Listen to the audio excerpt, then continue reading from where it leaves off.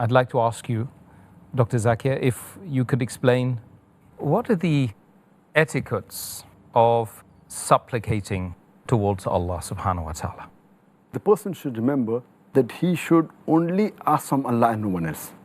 Allah says in the Quran, in Surah Fatiha, chapter number 1, verse number 5, إِيَّاكَ نَعْبُدُ وَإِيَّاكَ نَسْتَعِينُ.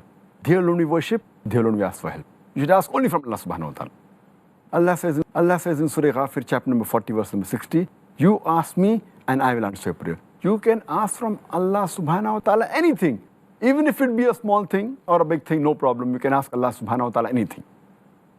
And furthermore, we should ask Allah subhanahu wa ta'ala with humbleness and with humility.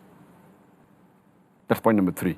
Point number 4, when we ask Allah subhanahu wa ta'ala, we should ask with confirmed hope that inshallah, Allah is going to answer our supplication.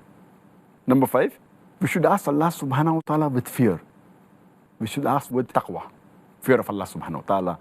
Number 6, we should ask Allah subhanahu wa ta'ala with extreme longingness, that inshallah we long this and He will answer our prayer. Besides these 6 points, there are some additional things which are important when a person supplicates. It's preferable, for example, a person should preferably be in wudu, in ablution. It's not a fard. He can even supplicate without being in wudu. But if he's like a person who is in prayer, it's preferable that he's in wudu. Point number 2, it's preferable that he's facing the Kaaba while supplicating, though it's not a fard. Point number 3, he should repeat his supplication. It's preferable to repeat as much as possible. And point number 4, he should ask Allah subhanahu wa ta'ala with single-mindedness and with longingness, as our beloved Prophet Muhammad said.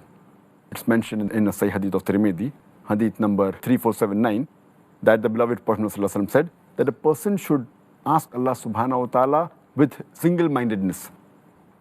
And inshallah, Allah will answer his prayers.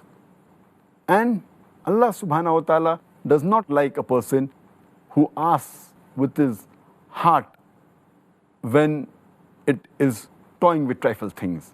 Heart is not in one place. So these are some of the etiquettes of a person supplicating to Allah subhanahu wa ta'ala.